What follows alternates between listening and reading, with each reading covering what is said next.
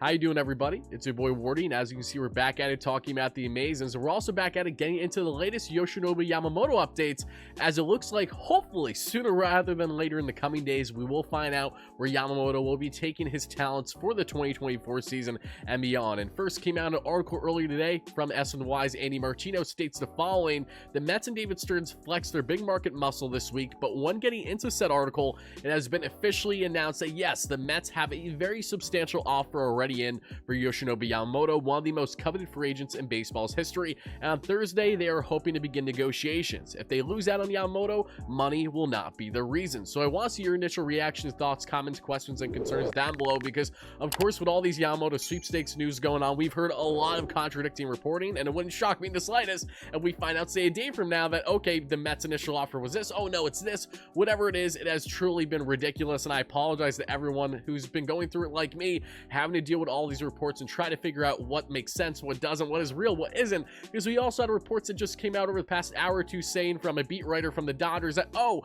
Shohei Ohtani and Yamamoto are going to a LA Rams game. Then it comes out from Ken Rosenthal and John Heyman that no, Yamamoto will not be with Ohtani for said game. Ohtani may attend, but Yamamoto will not. This is what I mean. It's beyond frustrating. It's ridiculous. Yet here we are. Hopefully, again, we do find out a decision sooner rather than later. But the good news again is this is a significant offer. We all expected this from Steve Cohen, but with offers already coming out from opposing clubs, we've already seen some details being leaked by the Yanks and how their meetings have supposedly went with Yamamoto. Very interesting that they're starting to leak stuff out. It's not necessarily a good thing when that happens, but it's not necessarily a bad thing either. Just an interesting one to evaluate. Of course, the Yanks, the Dodgers feel very good about their chances. The Giants are certainly involved in this mix, are throwing out money the best way they possibly can. And for Steve Cohen and the Mets here, you know, they just had dinner with him the other day and things certainly went well, and now they have their first official offer, because initially there were preliminary offers that were supposedly thrown out there, but according to Yamamoto himself from reports, he kind of downed those offers and said, hey, you know, let's wait, let's let this play out a bit. Once we really have talked, and I believe you to be more so than just a first-time guy that I'm going to interview and then be done with and not talk to you again, as long as you fall out of that category, we would like to see you start to throw out those significant offers when the timing is right, after I fully grasp what your organization, your ownership, your players, everything in between is all about. And things have went very well for the Mets since they flew to Japan a couple of weeks ago now, 3+ if not a month ago now, to see Yamamoto for the first time. That supposedly went well, and a Mets team that has looked like on the outside looking in, according to some reports at least, even though that it's really felt like Yamamoto and the Mets have been a nice fit from the beginning, even if they say they are the sexiest fit versus the Yanks and the Dodgers for obvious reasons to contend right away in 2024.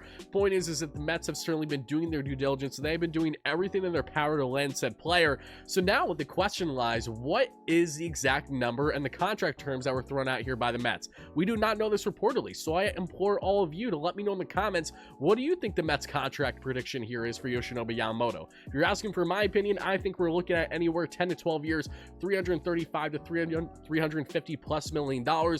He's presumed to get around a $50 million posting fee, which means if, say, the Mets have a $350 million offer here, add another $50 million that goes to his club in Japan, that's a $400 million man right there. We have to keep in mind the posting fee. I really do believe that Yamamoto is going to come away as the highest paid pitcher in MLB's history, surpassing Garrett Cole's historic contract with the Yanks, all while never pitching a game in Major League Baseball yet. It's insane to say. I cannot believe we got to this point, yet here we are, because that's how coveted, that is how talented the pitcher is. The Mets have more to lose than any other club in baseball when trying to go out of their way to land the coveted MPB star, and for more reasons than one, he would just be a beautiful fit for the next decade plus, because again, even if you sign to, say, a 10-year deal, he's 35 by the time the deal is done. Get him on a 12-year deal, 37. You know what's crazy? Those guys are still younger than Max Scherzer and Justin Verlander when you first signed them for the most part. So to give you an idea why both short-term and long-term Yamamoto makes so much sense for the Mets among other teams, these are the exact reasons why. Him being only 25, being dominant, being deemed by many already a top 5 pitcher in baseball when he hasn't even hit the bigs is truly absurd, but that is currently the world we are living in. And we know that Cohen has been very adamant in these discussions here and really trying to, of course, do his best not only to do right by Yamamoto, but to show how personable he can be and have this one-on-one type feeling, a more, not necessarily family-oriented, but just a personal type feeling versus what you're getting with a lot of these other meetings. To go out your way to fly to Japan, one, to come off with a first good impression when no other club did that since Yamamoto has officially been posted, to then have him over. Of course, he was initially asking to do the second interview, but Cohen probably said, yes, let's do it. Let's have dinner at my place. No problem whatsoever. with David Stearns, with Alex, of course, that being Cohen's wife, with Jeremy Hefner, Mets pitching coach, Carlos Mendoza, new Mets manager, all these other people involved is what you love to see. Now they officially have a significant, very significant offer in place for Yamamoto. Will this be the last offer? It might not be. I'm not entirely sure. I have a feeling that this is the highest offer currently on the table for Yamamoto for obvious reasons. And if we highlight back to what Andy said here, and this is something to make note of, I understand we all have our choice opinions about Andy, but when it comes to trying to stay on point here with Yamamoto, to a degree, he has been accurate. There have been some things that were contradictive, not too many, but just like, okay, who are you favoring here, the Mets or the Yanks? It feels like he plays into kind of having a bias one way or the other as the offseason has went on, you know, always flip-flopping, because his intel has probably been as up in the air as all these other reporters have been. But if we look back in the specific quote, what stands out to me, if they lose out on Yamamoto, money won't be the reason. This is something that I've been telling you guys on the channel since day one. If you've been following along throughout the entire Yamamoto sweepstakes, you know I've been very confident in saying the Mets are going to do everything they can to land this guy. Will not be for one, a lack of effort, or two, not having the most money on the table. We feel very confident the Mets have the biggest bag out there, but will that be enough? Will Kodai Senga be enough? Will Jeremy Hefner and understanding a six-man rotation right away be enough? Will both the short-term and long-term vision that David Stearns and Cohen have in place be enough to sway Yamamoto to come here versus a more storied franchise, a historic one, and the Yanks, the Dodgers, or even the Giants, who of course don't have as much recent success over the past couple of years, but in comparison to both the Dodgers and the Yanks alike, they certainly do since the 2000 first began, right? Over the past 20 years, the Giants have plenty of success, and they of course have a storied history with their organization. They are desperate to add starting pitching and are willing to do pretty much whatever it takes like the Mets, but Steve Cohen's pockets are deeper than any other owner in baseball, any other owner in North American sports, so you have to love the Mets' chances of not only having the best offer out there on paper, but also looking at there's going to be a lot of unique clauses that come into play. I'm curious when this Yamamoto contract officially unrolls and is out, wherever he lands, how many years is he going to have protection, and then say, okay, if you have Tommy John surgery by this time and you miss this amount of games, then there might be a club opt-out by this point. Or if you pitch this amount of innings, if you're this close in Cy Young Award voting in these number of years,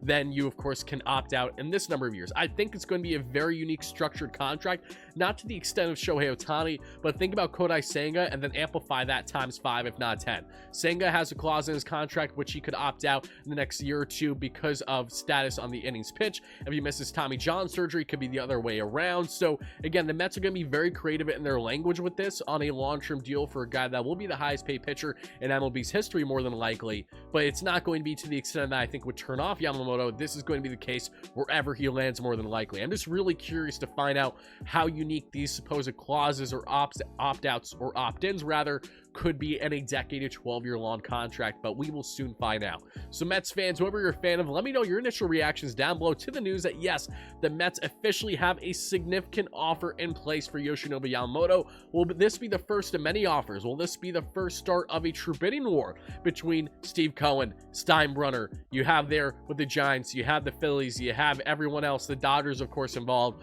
We'll soon find out. I think the bidding is going to make this north of $400 million pretty easier than maybe what you initially realized, but that's just my gut feeling at this moment. Right now, if I had to guess, again, 10 to 12 years, 335 to 350 is the contract offer the Mets may have in place for Yamamoto. If you're just asking for my humble and somewhat educated opinion, I don't have any more intel than any other fan right now regarding the Yamamoto sweepstakes. What I'm telling you is just the landscape, what we know at this point, and why it would make sense. And again, if that $50 million posting fee ends up holding true, what's been rumbled and reported about of recent, then you're looking at a $400 million man still, even if you hit that 350 mark. So again, fans, let me know your thoughts down below and stay tuned. We will be live around 8:30 p.m. Eastern this evening for the latest edition of the Bridging the Gap podcast. Myself and Patrick Hennessy. Patrick is a Yanks fan. I am the Mets fan here. We're going to talk all things Yamamoto tonight and really just get into the battle between the two clubs. Where is he going to land? Will it be the Mets? Will it be the Yanks? If it's going to be one of the teams in NY, what are our raw thoughts about them? Getting a little unhinged at times, as Pat certainly loves to do, and that's what we'll be breaking down in later tonight's show. So make sure you're chiming in. And again, thank you so much for the support. I'll talk to you again real soon. Let's go Mets, baby. Peace out.